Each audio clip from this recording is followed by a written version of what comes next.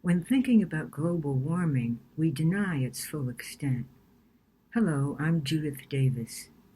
I often speak about the small annoyances that, in creating small stresses, contribute to your total stress level. But this time, I'll once again speak about a major stress, global warming, because it illustrates one of our defense mechanisms, denial. How old are you? The younger you are, the more years you have to live as global warming gets worse and worse, so the greater your need to deny it. But for those of us who are less young, we too have a need to deny. Why? If we fully appreciated the impact that global warming is going to have on our lives, the stress would be unbearable. What do we do when a stress would be or is unbearable? We deny it. How does denial work?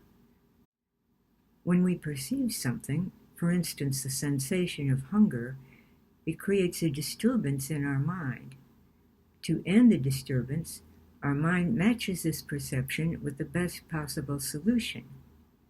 There are three kinds of solutions: true, partial, and false. When we're hungry and there's food on the table, we eat. That's a true solution.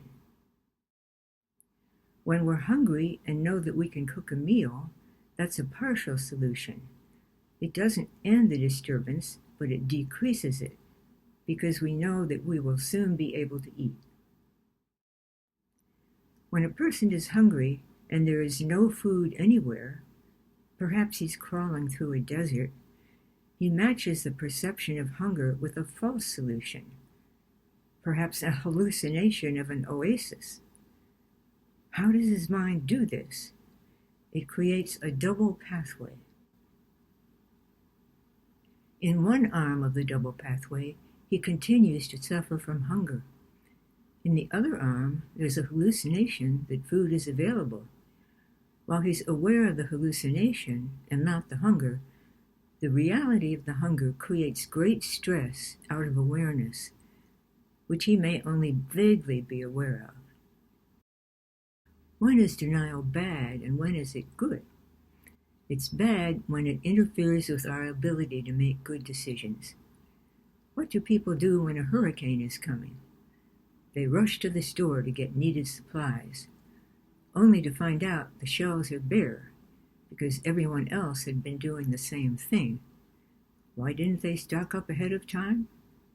Because they denied that they were vulnerable to hurricanes. This instance of denial is bad. Denial is good when it spares us from stress without causing problems. What do we do about global warming? We can't solve it all by ourselves. We can prepare for its effects as best we can by not moving to an eroding coastline or a fire-prone area, and by weatherizing our homes.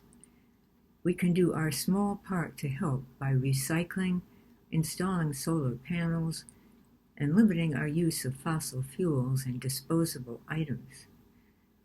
And we might participate in political activities to influence our elected representatives to pass helpful legislation. But doing all these things won't fully solve the problem, our vulnerability to global warming. This is an instance in which denial can be helpful. It can spare us from stress that we're unable to fully solve. Our inner guides can enable us to become aware of and take action on the things we can do to lessen the effects of global warming on ourselves. If you don't yet have an inner guide, you can acquire one using the link below.